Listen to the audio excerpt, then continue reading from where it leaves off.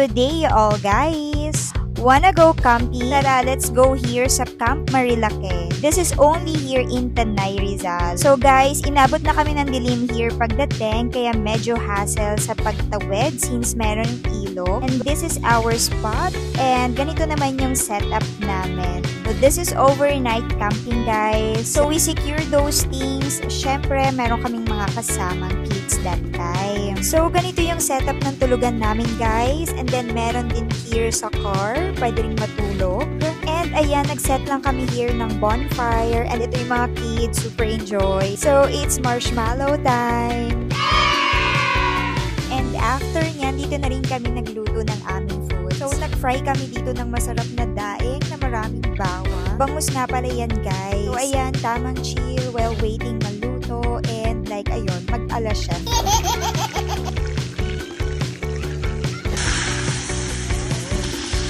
Wow! So after nyan maluto, next naman namin here yung bacon. So mabilis lang to maluto guys. And ito yung inulam namin for dinner. And of course, after ng dinner, it's chillax time na guys. Yan, tamang shot, feel the vibes, scene trip or nature trip. And since medyo malamig sa place, swak talaga yung pagbo-bonfire namin. And after nyan, since pagod, we sleep muna. And here's the morning vibes guys. So ayan, morning na.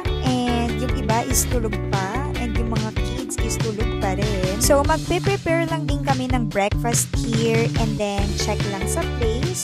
Ito nga pala guys yung ilog, so dyan kami maliligo later. And since running water siya guys, expect malinis yan. Sobrang relaxing and good yung timing ng pagpunta namin since wala masyadong tao, so hindi siya crowded. So here yung breakfast namin, so after namin kumain, of course, it's ligo time.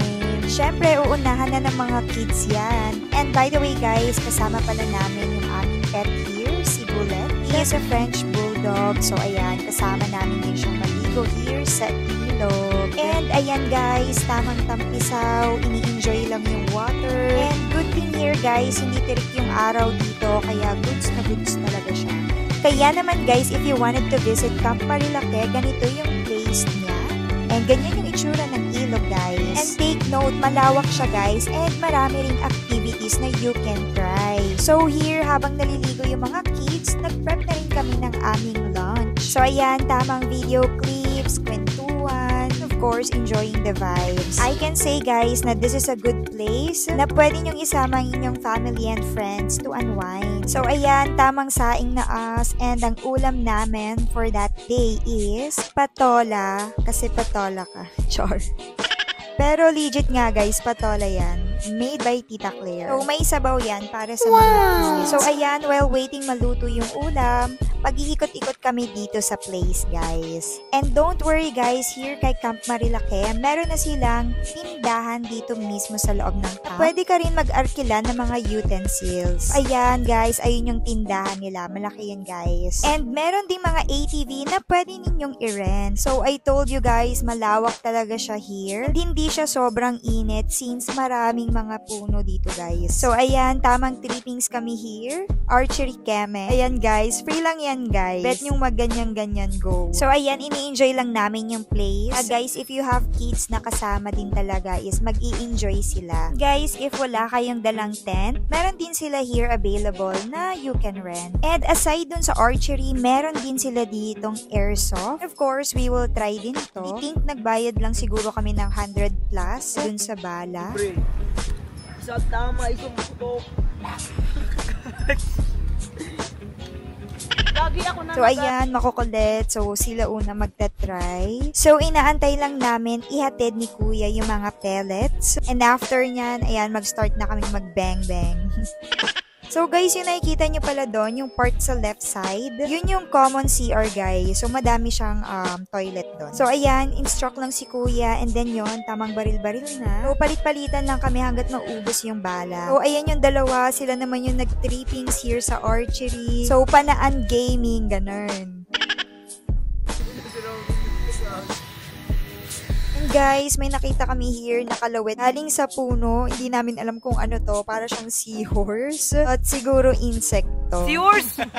O, diba? Si yours din. And ayan, maghahapon na, so still swimming pa rin kasi sinusulit namin bago kami umuwi. Hindi na rin mainit dyan, kaya ayun, sobrang okay na mag-swimming. Since hindi pantay yung mga bato dyan guys, merong part din talaga na malalim. And here guys, sobrang enjoy, nakaka-relax, like parang minamassage ka since running water siya. And sobrang peaceful ng vibes. Kaya naman sulit ang pagstay namin here. After nyan guys, ayun, bounce na kami. Hindi na kami magpapaabot ng dilim since medyo mahirap yung daanan. So ayan, thank you Camp Marilake for another memories for this peaceful place. Perfect for unwind. Kaya guys, visit kayo dito. Mura lang. Very affordable. Ito yung kanila mga rates or you can visit their page. Ayan guys, good thing is maliwanag pa nung umalis kami. Because there are times na paggabi is umaangat talaga yung tubig. So medyo mahirap siya. So ayan, tamang tawid-tawid lang si Stargazer sa ilog. So, carry naman guys, since mababaw pa lang naman yung tubig. And guys, look ko, makikita mo talaga na sobrang linaw ng tubig. And since Antipolo yung daan nito, stop over kami here. So, meron ditong parisan, of course. Nag-foods lang kami dyan. Then, biyahe na ulit pababa ng Manila. So, this is another grateful experience that we had. Thank you, G, and thank you for watching, guys. I'm slowly breaking down.